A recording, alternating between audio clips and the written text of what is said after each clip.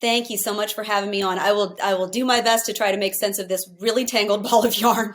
Okay. Well, like the Don Lemon one, I'm going to push that aside because like I could see that one coming a million miles away. I want to go straight to Tucker. So that one, like, look, I was stunned. I used to work there. To me, what I thought was that, okay, they're doing everything and anything they can to protect the big kahuna, right? At 8 o'clock. Like that's all that matters. And they'll do whatever they need to do to protect him. And what we saw this week was, nope, that's not the case. They're not going to protect him.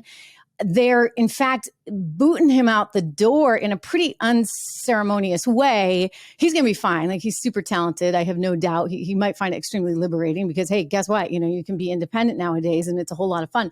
But I'm just sort of surprised that Fox did this. Say, from a business standpoint, we've been talking about Bud Light. You got to kind of know your base audience. The base audience loved him. So how are people going to respond to this in your view? It's kind of hard to tell what exactly they're thinking because, again, there's so much about this that we don't know, right? We're sort of lacking on the details. Was this completely Fox's call? Was this an internal argument that they had? We're not entirely sure. But what I can say with certainty, and what I think most Fox News viewers would agree with me on, is that this is a major blow to the primetime lineup. I mean, this was a top-rated show for a long time. Obviously, Tucker Carlson pulls millions of viewers, major fans, and so it's really hard to see their primetime lineup at all not suffering a blow from this. I think hopefully we will get more details as they emerge. It would be interesting, of course, I think, to everybody to hear Tucker's side of this and what he thinks. It didn't sound like he saw this coming either. It sounded like it was total shock. I mean, as we understand it, he was totally preparing for his Monday show when he got the call. Look, I know how that goes. You know, I too was blindsided. And I think that when Fox wants to make a move, they do so in a very precise way. And they're acting with such precision. They kind of, you know, cut your legs out from under you. And you're like, wow, I didn't see that one coming. And I think he's still sort of asking questions like, why did this happen? And it surprises me only in that, look, he is a talented guy. Dan Bongino, another super talented guy, and they just parted ways with him as well. Maybe they just didn't come to terms. That's what Dan has said. And I believe that because he's super entrepreneurial and I think he wants to do other things. But I would just say, again, from a business standpoint, I'm looking at it going, I got some good talent here that really resonates with my viewers. Why do I want to get rid of them? Unless they blame Tucker for the whole Dominion thing, unless, as some conspiracy theorists suggest, and I don't want to entertain this too much, but some people are like, wait, was that part of the deal with Dominion? I don't think so, because I think Dominion just wanted the money. But that's another thing that's been floated. And then the other thing is that people say, well, maybe he said some really bad stuff about management in some of those text messages, and that just hasn't, you know, made its way to the public yet. I don't know. Yeah, it's hard to tell from a Fox perspective because, again, until we have more details, maybe they have some sort of 4D chess game plan that the rest of us just aren't in on. What I do think is very interesting, though, is, of course, how the left is immediately reacting with glee. I mean, honestly, to see some of their reactions, like over at The View, for like the 4 people that still watch that show, I mean, it's almost like the man died and they're happy about it or something. But one thing that I really want to key in on is, I think, believe it or not, even a blind squirrel finds a nut every now and then. AOC actually gave the game away in a social media post that she put out yesterday. Of course, she's super excited. She hates Tucker Carlson. But what she said was very key. She said deplatforming works. So you have to remember, regardless of why Fox made this decision, regardless of what led to this, the left and the establishment media, they don't hate Tucker because he says things they don't like. They hated Tucker because he had the platform and the audience. Yeah. It's not enough to disagree with you. They want to shut you up. And so for the left, sure. And by the way, I just want to jump in. AOC, and we did this yesterday on the program. I pointed to some of the sound that she had put out over the weekend. She did an interview with Jen Psaki over at MSNBC, but which, by the way, has their own sort of insanity and conspiracy theories that they're chasing down. How much do we have to hear about that Trump Russia dossier? Look, Jen Psaki, and she sat down, and Alexandria Ocasio-Cortez was calling for government oversight of Fox conservative media and specifically Tucker Carlson. So you wonder behind the scenes if also maybe the Murdochs were like, hey, you know, like maybe we're pushing it too far. We're going into another election season.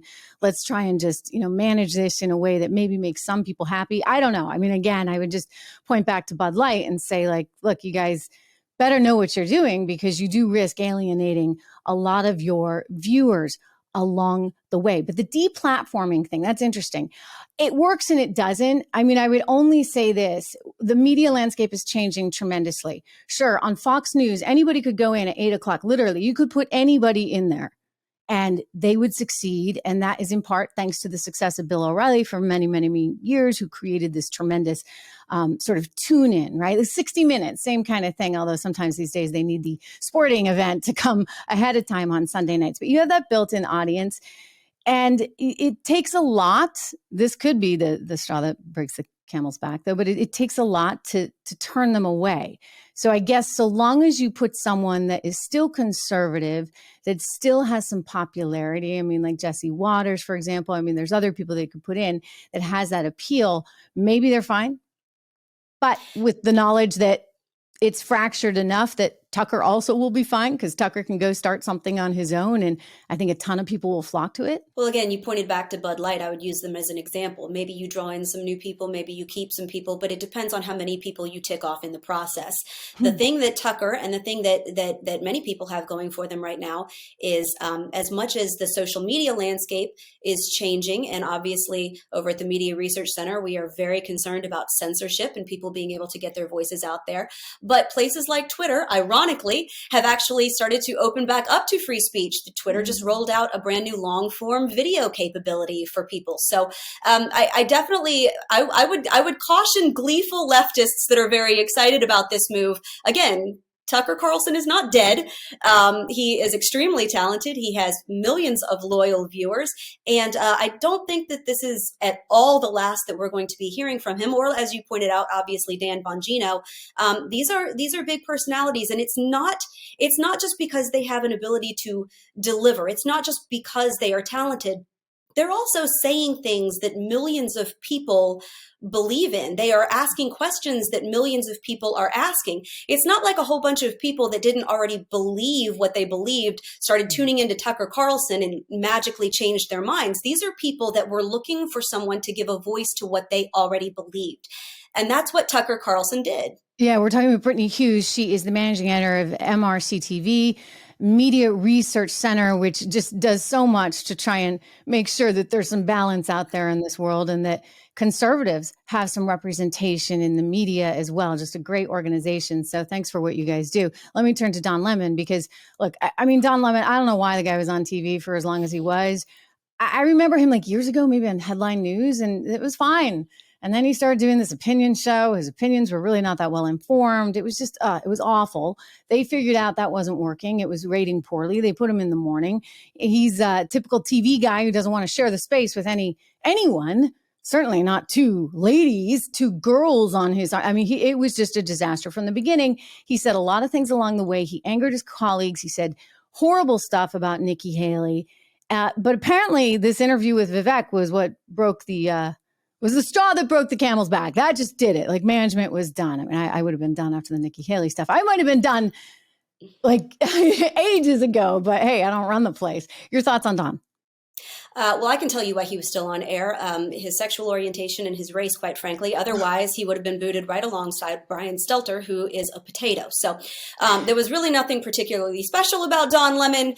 He ticked off absolutely everybody, including his own audience, including his own colleagues. If you ever tuned into the morning show, which I don't know why you would, but if you did, you essentially saw Poppy Harlow squirming in her seat every single day. I felt quite bad for her. I did too. I've known Poppy for years, by the way. She and I, like 20 years ago, we worked together. She's a great woman, great reporter and journalist. And I felt for her. I'm like, oh my gosh, like, how do you have to sit next to that all day? Yes, it was pretty bad. So again, whether or not this interview with Vivek, personally, I watched it. Did I think that it was a great look for him? Absolutely not. Did I think that was at all the same as what he had to say about Nikki Haley, saying that she was past her prime because apparently she wasn't in her childbearing years anymore or something? It was absolutely ridiculous. look, this is a man that has had a storied history of saying things that were not only offensive to people that didn't share his ideology, but were offensive to people that would otherwise agree with him.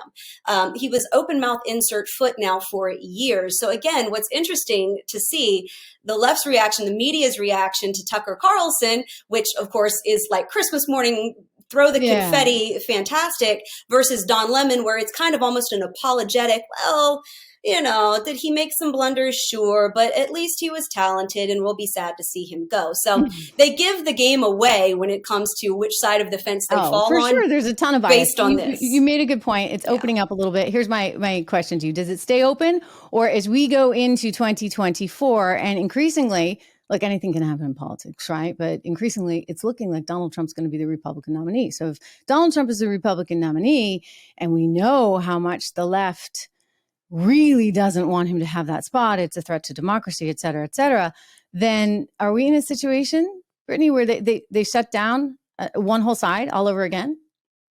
I think that no matter what, I think this is going to be true, but particularly if Donald Trump is the Republican nominee, I think that you are going to see exactly what we saw before, which is a hard push for censorship, a hard push for making sure that Americans only hear one side of any given story. Again, that's what you have to focus on with Tucker Carlson. The left doesn't hate him because of what he said. The left hated him because they wanted him to shut up. And if you are at all right-leaning, that's exactly what they want to do to you. They want to shut you up, because this is not just about getting vengeance on someone that makes them mad. This is about controlling the narrative. And they're going to push for that come hell or high water. And I think we're going to see those efforts ramp up even more heading into 2024. Brittany Hughes, thank you so much for your time today. Very, very good insight from Brittany Hughes. Make sure you go over to MRC TV or MRC.org, newsbusters.org. Newsbusters is an easy one to remember. These guys are just all over it, all over the bias. It's so good to see you. Thank you, my friend. Thank you.